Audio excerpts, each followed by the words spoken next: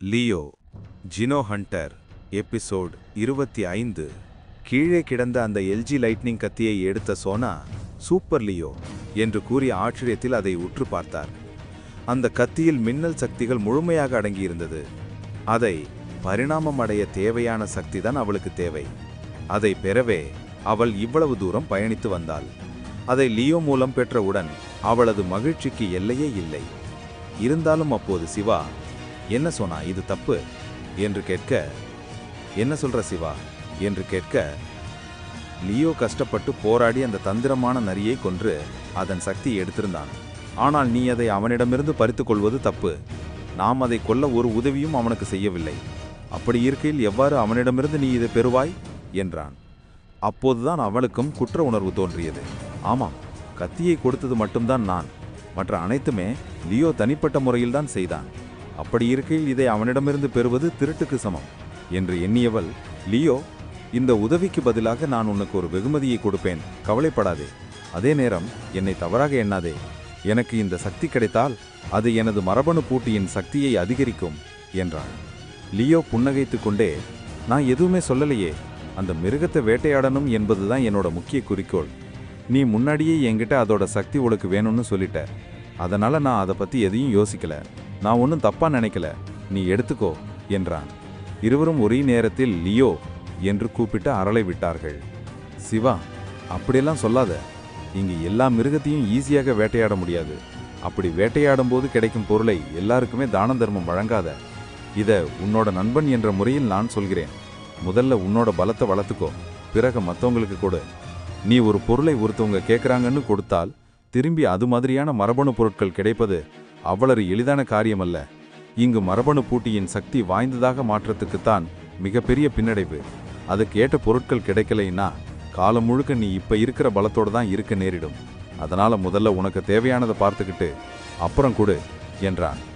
அதை கேட்ட லியோ, சரி சிவா, என் மேல இவ்வளவு அக்கறையோட பேசினதுக்கு, ஆனா எனக்கு இது இப்ப தேவையில்லை என்று அவன் பேசிக்கொண்டிருக்கும் போது வானத்தின் பறவையின் நிழல் இவர்கள் மீது சென்றது. உடனே சுதாரித்த லியோ, அந்த கழுகுகள் நம்மைத்தான் வட்டமடிக்கிறது என்று கூறிக்கொண்டு அங்கிருந்து வேகமாக மீண்டும் ஓடத் தொடங்கினார்.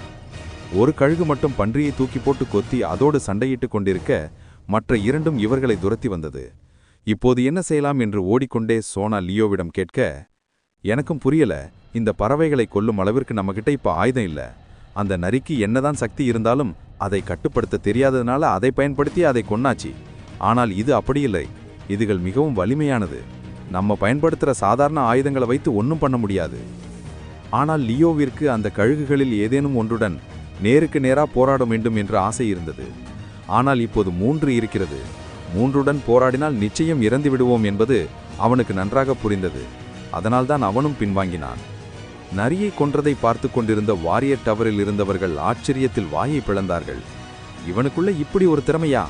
இவனுக்கு இருக்கிற திறமை ஒரு சாதாரண வாரியருக்கு இருக்கிறதை விட வாரியர் டவரோட கேப்டனாக இருக்கிறதுக்கு தகுதியா இருக்கும் போல இருக்கு. ஓடிக்கொண்டே சரியா பிளான் செய்து அந்த நரியை கொன்னுட்டான் என்றாள் சபரீஷ்.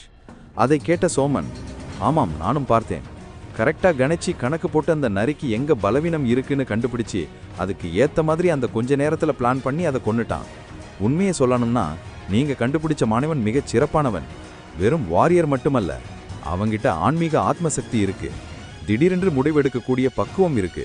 நல்லா யோசிக்கும் திறமை இருக்கு. இவனை வளர்த்தால் மிகப்பெரிய சக்திசாலியாக வருவான். இந்த உலகத்திற்கு இருக்கிற அச்சுறுத்தல் எல்லாத்தையும் இவனால போக்க முடியும் என்று கூற, அதை கேட்ட சோமனும் சபரீஷும், நீங்க சொன்னது சரியாத்தான் இருக்கும் வாரியர் அவர்களே. ஆனால் இனிமே அவனால அதை தாக்குப்பிடிக்க முடியுமான்னு கேட்டா சந்தேகம்தான்.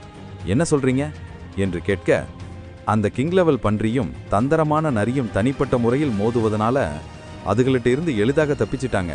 ஆனால் அந்த கழுகு கூட்டமாக வரக்கூடியது. 3 கழுகுகள் சுற்றிக்கிட்டு இருக்கு. அவங்க கிட்ட இருக்கிற ஆயுதத்தை வைத்து அதை கொல்வது என்பது அவ்வளவு எளிதான காரியமில்லை என்று கூறியவன் இருக்கையிலிருந்து எழுந்து ஜெனரலை நோக்கி சென்றான். இப்ப எங்க போறீங்க என்று கேட்க, வேற எங்க போறது, அவங்கள காப்பாற்றிட்டு வரத்தான் என்று கூறினார். சோமன் அவர்களே என்று அவன் அடுத்த வார்த்தை கூறுவதற்குள் உடனே, நீங்க கிரேட் வால் சிஐ வேர்ல்டுக்கு செக்டார் 3க்கு தகவல் கொடுங்க. செக்டார் 3க்கு ஒரு சூப்பர் ஃபாஸ்ட் ட்ரெயின் அனுப்ப சொல்லி நான் உங்களை ரயில்வே ஸ்டேஷன்ல வந்து சந்திக்கிறேன் என்று கூறி தன் இரு கைகளில் இருந்த கவசத்தை சரி செய்தவன் தலையில் ஒரு பொருளை மாட்டியவன் அந்த வாரியர் டவரில் அலுவலகமான 17வது மாடியிலிருந்து கீழே விழுந்தான். கீழே நோக்கி வந்து கொண்டிருந்தவன் திடீரென அவனது முதுகில் இருந்த கத்திகள் ஒன்று சேர்ந்து மின்னலையை ஒன்று சேர்ப்பது போல் ஒரு பறக்கும் பிளேடு போல் மாறி அவனது காலுக்கு நேராக வந்தது. அதில் வந்து நின்றவன் காற்றை கிழித்துக் கொண்டு செக்டார் 3ஐ நோக்கி பறந்து வந்தான். தனிப்பட்ட முறையில் பிரிதல். இங்கு லியோ மற்றும் சோனா, சிவா மூவரும் அந்த மிருகங்களில் சிக்கிக்கொள்ளக் கூடாது என்பதற்காக ஒருவருக்கொருவர் உதவி செய்து கொண்டு கழுகுகள் வரும் நேரத்தில் மற்றவர் அந்த கழுகின் தாக்குதலை திசை திருப்பிக் கொண்டு ஓடிக்கொண்டிருந்தனர். செக்டார் 3ஐ நோக்கி சென்று கொண்டிருந்த சோமனுக்கு திடீரென ஒரு மெசேஜ் வந்தது. வேகமாக சென்று கொண்டிருந்தவன் அந்தரத்திலேயே நின்று அதை படித்தான். அவசர அழைப்பு, உடனே வரவும் என்று மட்டும் அதில் சிவப்பு லைட் ஒளியில் தெரிந்தது. ஆடேச்ச, இந்த நேரத்தில் என்றவன் செக்டார் 3ஐ நோக்கி செல்லாமல் வேறொரு திசை நோக்கி சென்றான். அதே நேரம் இங்கு செக்டார் 3இல் ஓடிக்கொண்டிருந்த லியோ பன்றியை விட்டுவிட்டு மீண்டும் 3 கழுகுகளும் தங்களை துரத்தி வருவதை பார்க்க, சோனா, சிவா, இப்படியே ஓடிக்கிட்டு இருந்தா நம்மால நிச்சயமா தப்பிக்க முடியாது. நம்மால வேட்டையாட முடியுமான்னு பார்க்கணும். கண்டிப்பா தப்பிக்கிறது கஷ்டம்.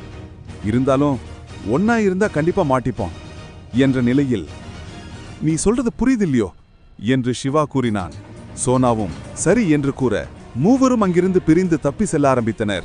லியோ தனது கத்தியை இறுக்கி பிடித்தவன் தன்னுடைய கத்தி திறமையை நிரூபிக்க ஒரு அரிய வாய்ப்பு என்று புன்னகைத்துக் கொண்டே ஓடினான். லியோவின் தனிமை போராட்டம். அவர்கள் நீண்ட நேரமாக அந்த நகருக்குள் ஓடிக்கொண்டிருந்தனர். இரவு நேரம் நெருங்க நகரத்தின் எல்லைகளில் வெளிச்சங்கள் தெரிய ஆரம்பித்தன. மாபெரும் லைட்டுகள் எரியும் வண்ணம் இருந்தன.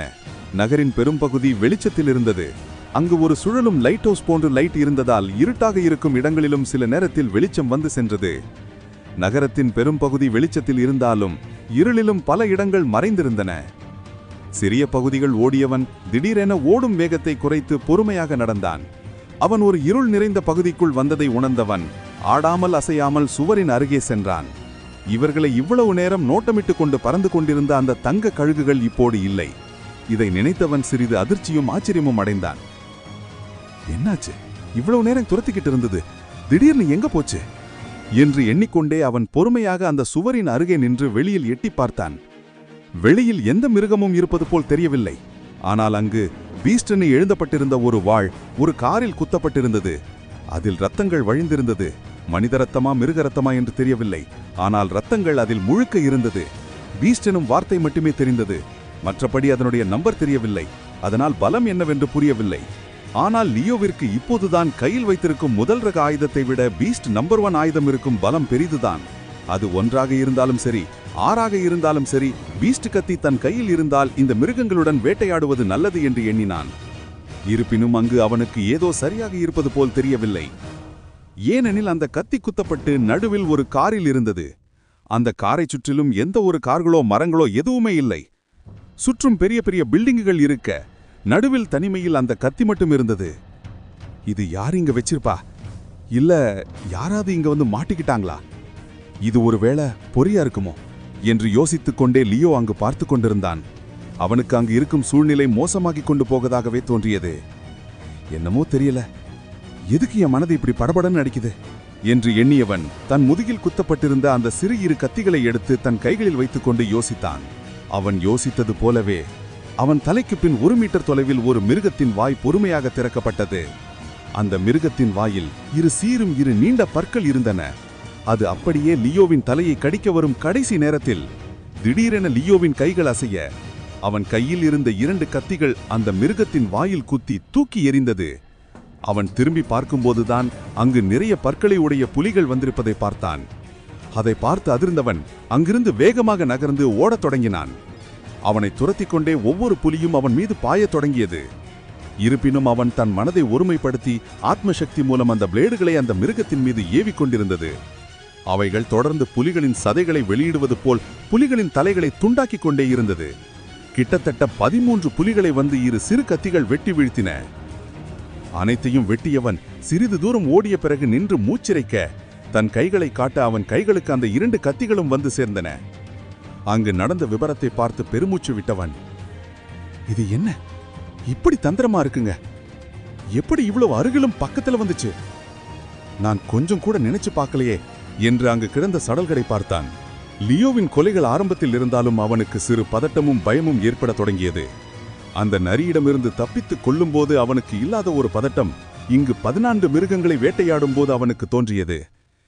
இது என்ன இப்படி இருக்கு என்று அவன் யோசித்துக் கொண்டே அங்கு அருகில் இருக்கும் ஒரு இடத்தில் அமர்ந்து தன் ஆழ்ந்த தியானத்திற்கு சென்றான். அவன் இருப்பது தெரியாத அளவிற்கு அவன் இருட்டில் அமர்ந்து கொண்டு தன் மனதை கட்டுப்படுத்த ஆரம்பித்தது. அந்த இரத்தமும் கொலையும் அவன் அருகில் வந்த மிருகங்களும் பயமுறுத்துவது போல் அவன் உணரத் தொடங்கினான். அவனுக்கு சில சந்தேகங்களும் எழத் தொடங்கின.